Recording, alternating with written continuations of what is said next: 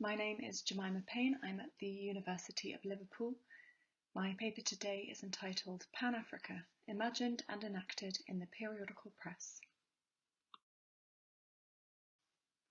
In the conclusion to her paper on the recirculation practices of two African-American periodicals, Teresa Zakodnik asks, how might a more complex understanding of the deliberate uses of press practices and forms as they are situated within, perhaps even constitutive of, particular politics, further develop our understanding of print culture?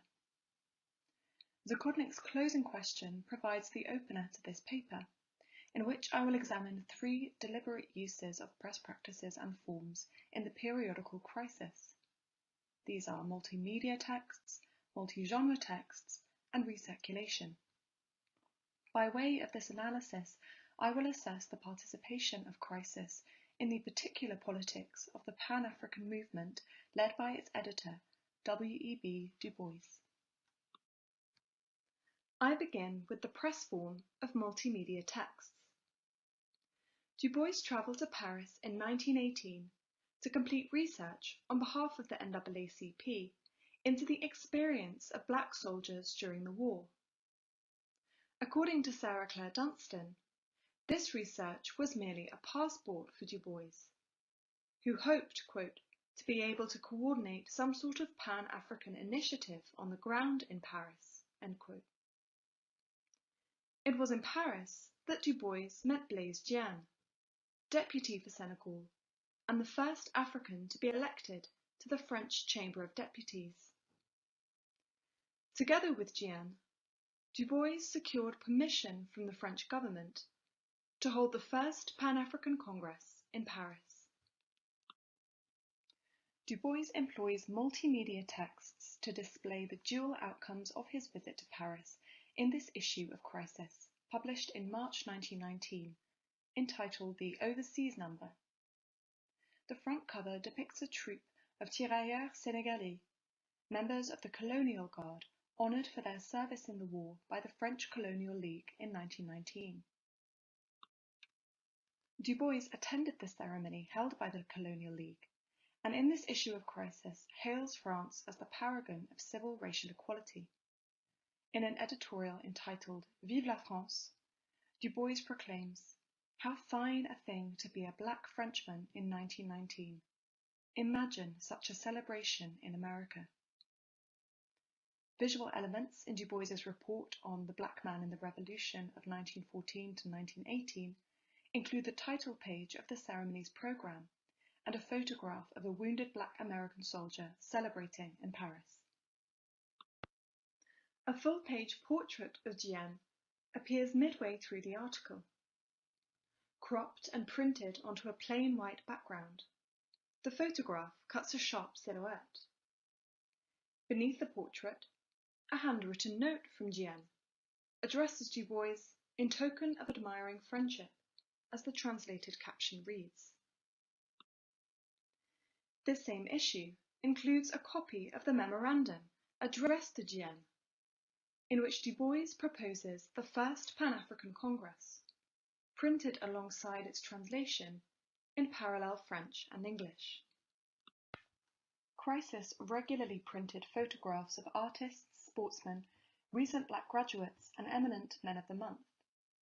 Du Bois employed portraiture not only to craft the public Negro self, in the words of Henry Louis Gates Jr., but equally to re-present or reflect back to the black reader the new Negro as an aspiration and future direction for modern black Americans. In this sense, I read Portraits in Crisis as Rebecca Rutledge Fisher reads an earlier selection of photographs curated by Du Bois for the 1900 Paris Exposition as, quote, the cultural artifact of American blackness, the exportable image of the new Negro, the cultural subject whose identity is transnational and Pan-African, end quote.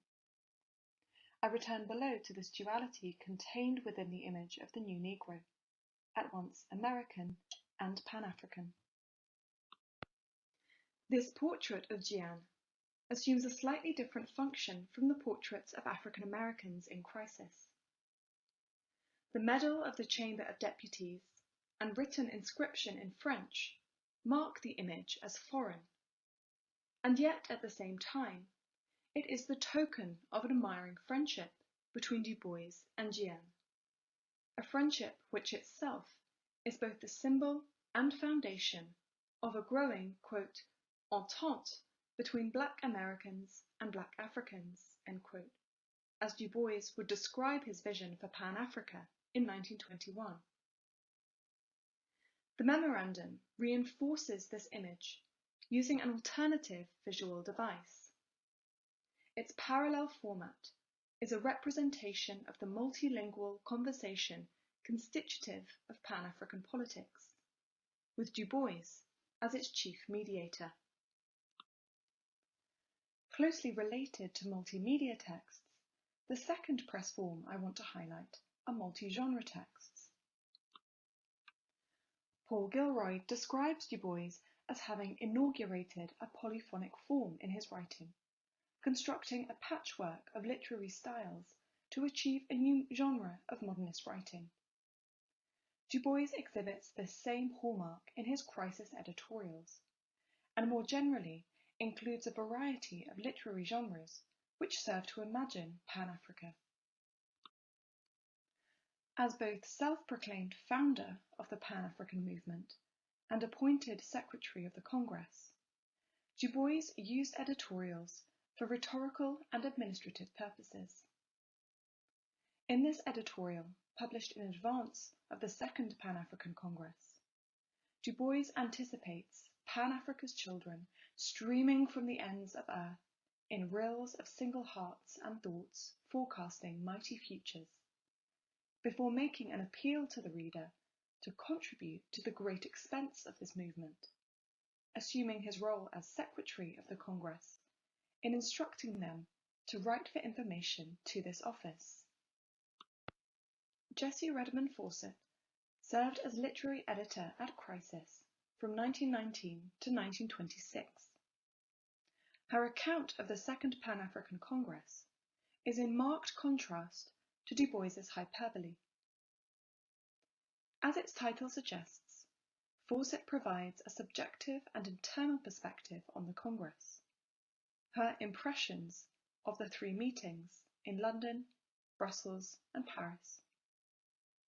This report is in many ways the precedent to a series of travel narratives written by Fawcett for Crisis in 1925, when she toured Europe and North Africa. Brent Hayes Edwards describes Fawcett as, quote, turning her eye to the telling detail and the nuances of an encounter in this report, in contrast to the sometimes overblown romantic internationalism of Du Bois. A different image of France emerges in Fawcett's report, compared with that of the March 1919 issue. Assuming a national collective identity, Fawcett describes how, in the meeting of the Pan-African Congress in Paris, quote, the American was temporarily puzzled at the floor being given repeatedly to speakers who dwelt on the glories of France and the honour of being a black Frenchman, end quote. Fawcett continues, quote, what we and most of those humble delegates wanted to learn was about us, end quote. This closing pronoun assuming a new, transnational collective identity. Diane, celebrated in March 1919, is here depicted as seeking to protect colonial interests, delivering, quote, fine oratory, magnificent gestures, but platitudes, end quote.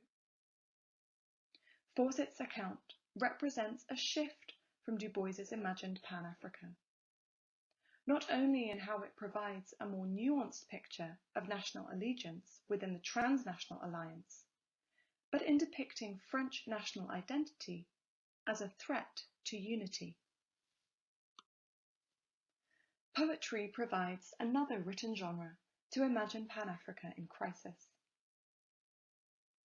This month marks the centenary of Langston Hughes's first published poem, The Negro Speaks of Rivers, selected by Fawcett and printed in Crisis in June 1921. As in The Negro Speaks of Rivers, the subject of the Negro adopts a transnational, transhistorical persona, at once asserting a racial identity and laying claim to an African heritage, black like the depths of my Africa. By means of a collage aesthetic, as Rachel Fairbrother describes it, Du Bois and Fawcett mix genres and media to reinforce the central image of Pan-Africa. As such, they have Crisis assume a variety of functions. Rhetorical, in imagining and representing Pan-Africa. Political, in recirculating resolutions and manifestos.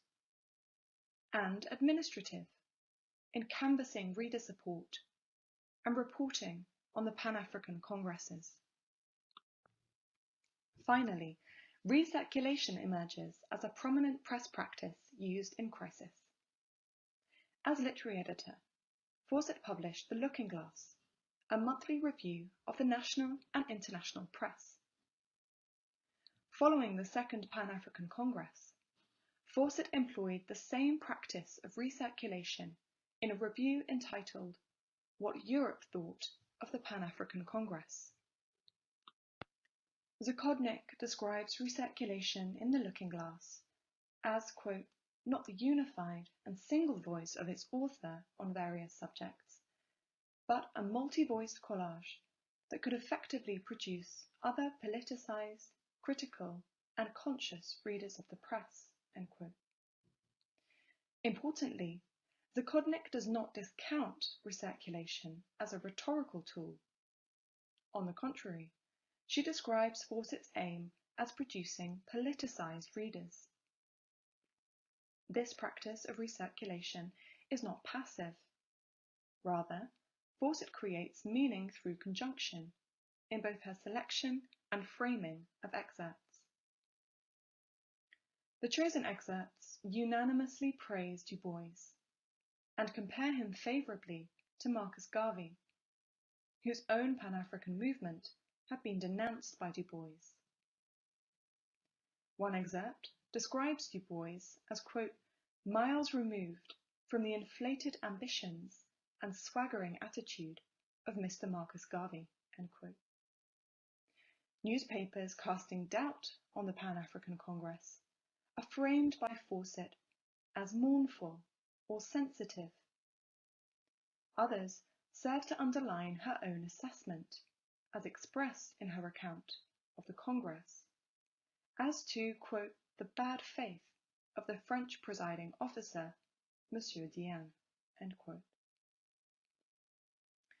Recirculation as a practice has the effect of contrasting geographical space and bringing into real time, as Benedict Anderson describes it, voices from across Europe.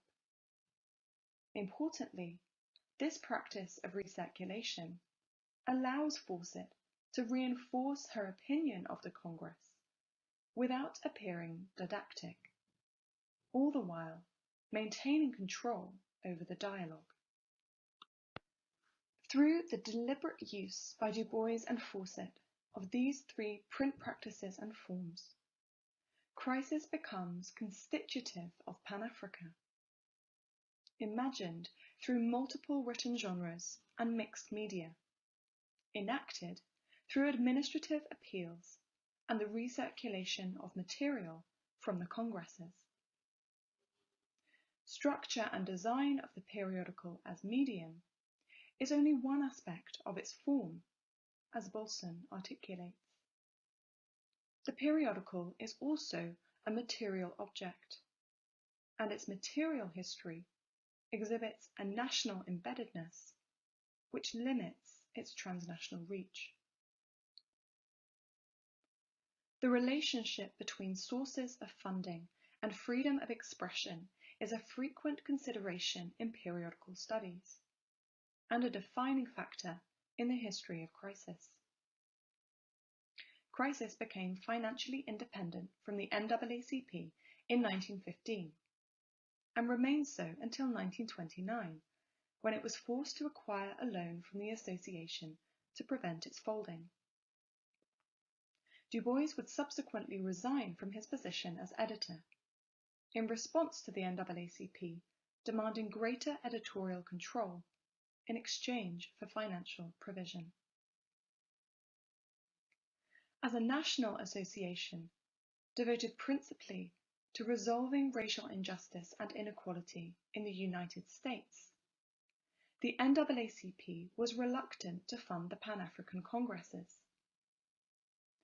There was, quote, pressure from working-class members of the NAACP, writes Dunstan, who were uncomfortable with their membership dues being spent on international agendas, while domestic white supremacy intensified, end quote. In this memorandum to the Board of Directors, Du Bois petitions the NAACP to underwrite the Second Pan-African Congress.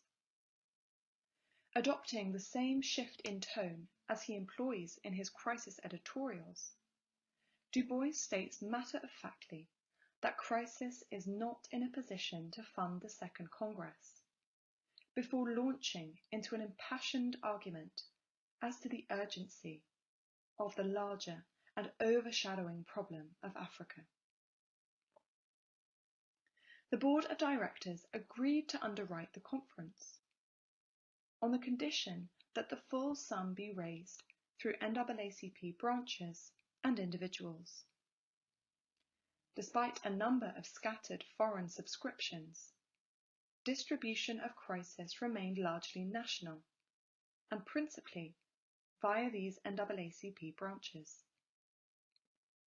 This aspect of its material history gives a distinctly national shape to Du Bois's Pan-African project, not only in terms of who funded the congresses, but indeed the imagined readership for crisis as a venue for Pan-African thought.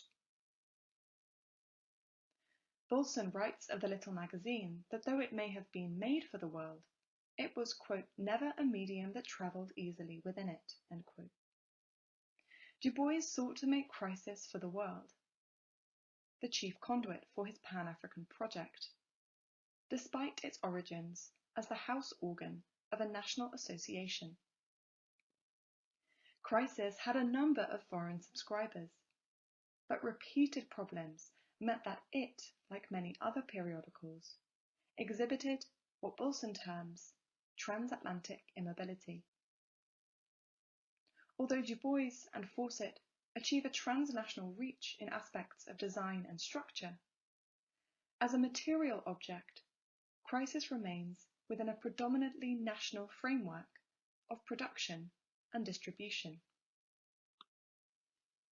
To return to the opening question posed by Zakodnik, how do these examples develop our understanding of print culture?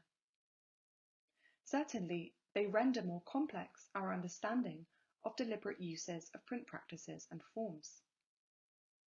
Du Bois used crisis as a venue for propaganda, in the sense of the term employed by Du Bois in his 1927 essay, Criteria of Negro Art. By means of a collage aesthetic, Du Bois constructed mixed media and mixed genre texts to reinforce a central image of Pan-Africa.